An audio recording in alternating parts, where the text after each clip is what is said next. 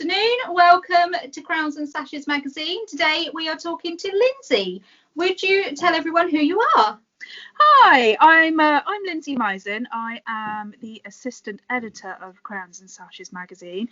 So it's my job to read through all of your stuff, fascinating stories, and correct any potential spelling mistakes or grammar errors.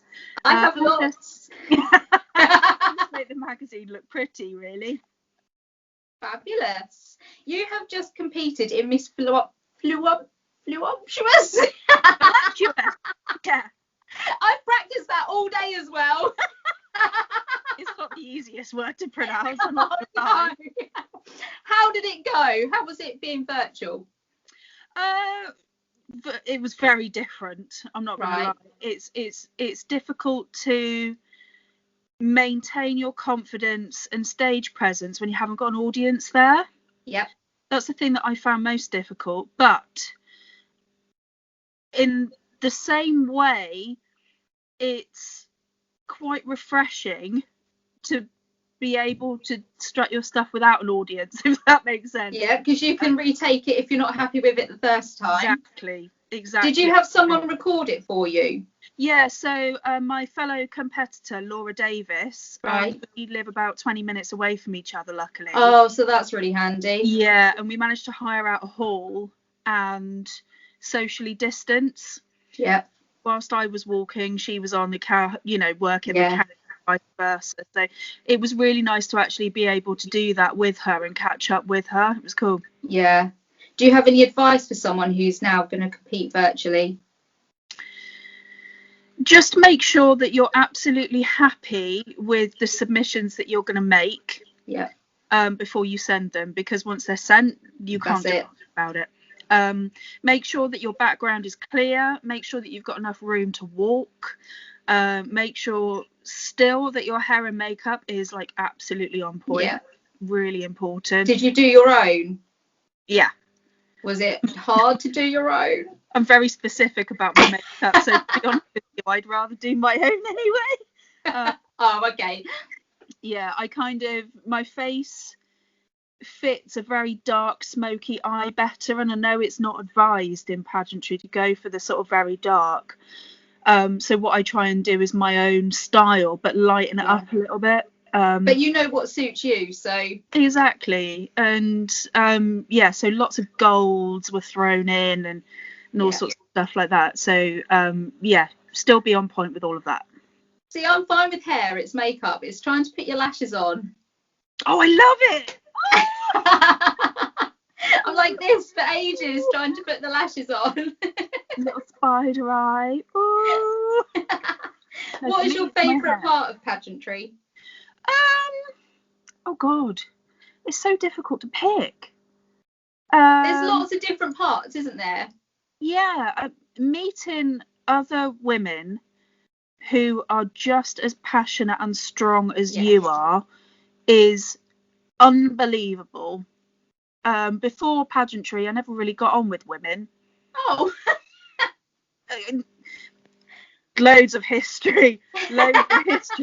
Didn't really get on with them too well, but actually being in pageants has absolutely restored my faith in women.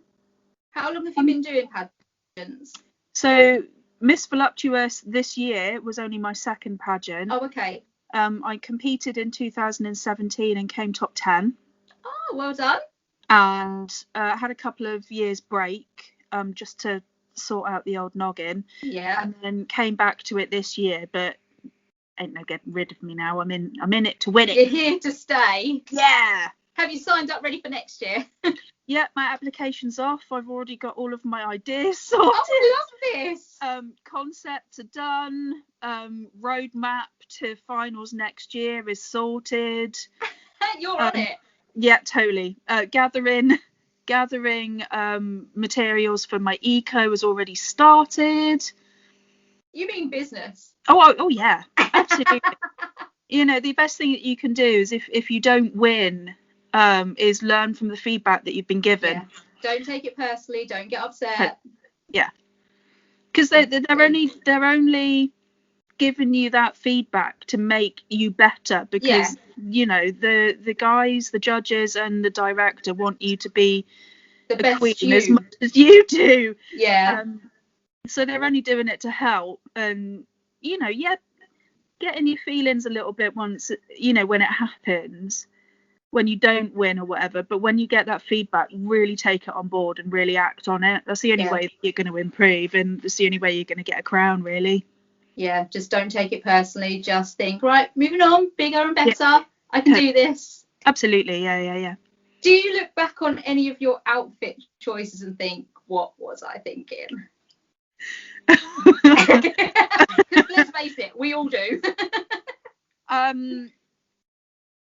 In 2017, my eco outfit was essentially a collection of plastic carrier bags stuck together with upholstery glue. And even please tell me you've got a picture you can send to this. I absolutely do, so I will do. But it was like, the concept was so good, because I was wanting to do something about plastic in oceans, because the eco round is so important for me, because environmental issues are really close to my heart, and I really wanted to highlight the whole plastic in oceans thing. So I'm like, yes, carrier bags, and then the concept didn't really follow through as much as I wanted it to. So it just looked like I was wrapped in plastic bags. There was no finesse. Was everyone else kind of on the same wavelength, or did you stick out like a sore thumb? I stuck out like a sore thumb. I think that was one of the rounds that let me down in 2017. But it sounds brilliant looking back. Look, do you know what? On the day, I thought I looked amazing. And then the photos came back, and I was just like, oh my God, why didn't someone tell me? Exactly. Yeah, so big mistake. Do you have any little rituals in the lead up to competing? Doing my makeup. Practice. Yeah. Also, I walk around the house pretty much every weekend in my pageant heels. Yes. Living with pageant shoes right now. Going up and down the stairs, just in case there's stairs at the venue. Washing up. Are you the highest heel you can get, or are you the middle, keeping it safe? I don't like to keep it safe, because then I'm not on my toes, if you know what I mean. Yes. So I would say I probably about it's a good 3.5-4 inch heel, but it's a chunky heel. It's not the very thinnest stiletto you could find. No. I could break them, to be honest. But yeah, so I need it chunky, otherwise. I just need the height. I'm so short. I need the height. Well, me too. I'm kind of like disadvantaged in a few ways, and the fact that I can't wear normal stilettos, I think my feet would break. And the fact that I'm short, so I need the height. How tall are you? I'm 5'5", so I'm pretty small. You're really tall compared to me. I'm only 4'10". What? You look so much taller in your pictures. Oh. No, I'm really like short. An 8-inch heel. I give a good illusion that I'm quite tall and like I'm a normal sized person, but I'm really short. Wow. Children are taller than me. You're like Kylie size. I think she might have a couple of inches on me, actually. Really? That's not fair. Do you have a funniest moment from your pageant days? Yeah, oh God. Come on. Back to 2017. This is quite a year for you. Oh, do you know what? It was like a baptism of fire in the world of pageantry. Like everything that went wrong, everything that could have gone wrong went wrong. It was so bizarre. But I had the most amazing evening gown. It was beautiful. It was custom made. Wow. It was sort of like gold underlay with black lace topper, mermaid style, like proper floor length. Not a big train, but you know, just enough. Yeah. Totally fell in love with it. And then with the amount I'd sweated in my plastic bag dress, the zip wouldn't go up. The zip wouldn't go up on my amazing ball gown. And I was so upset and disappointed. And Lauren Sexton, who's now the lifetime queen for Miss V, was rushing through, because we had Sydney's Closet as one of our sponsors that year, and they'd sent us a whole bunch of sort of spare dresses just in case, and thank God they did. They knew you was coming. The thing of it is I'm a size sort of 20 to 22, and the only dresses left on the rail were like 16 to 18, which there's no way that I would have fit in, or 24s and 26s. And I'm like, well, this is just typical. So Lauren found a dress that was a 24, and we had to go with it. The only problem for me, and if anybody knows me, knows that this goes against everything in my life, it was hot pink. Oh. I'm like, Laura, who I compete with, my best friend, she calls me the goth queen, because literally hair is red and black, clothes black, makeup black, everything black. So I had to go out on stage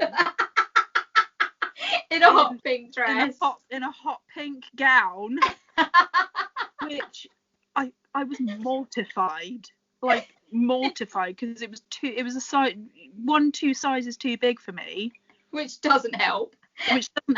I didn't feel comfortable because I hated the colour. Yeah, everybody's like, Lindsay, it was iconic. Like, hot pink is your colour, like absolutely your colour. And you're absolutely not. And I'm like, no. But in an homage to that, at this year's finals, my interview dress was hot pink. Okay. So I'm running with it. Good. You know, was you comfortable and feeling really confident in that? Yeah, because that dress, with my interview dress this year, was absolutely stunning. It was sort of like a mid-length wiggle dress, I guess, with sort of like a cross front.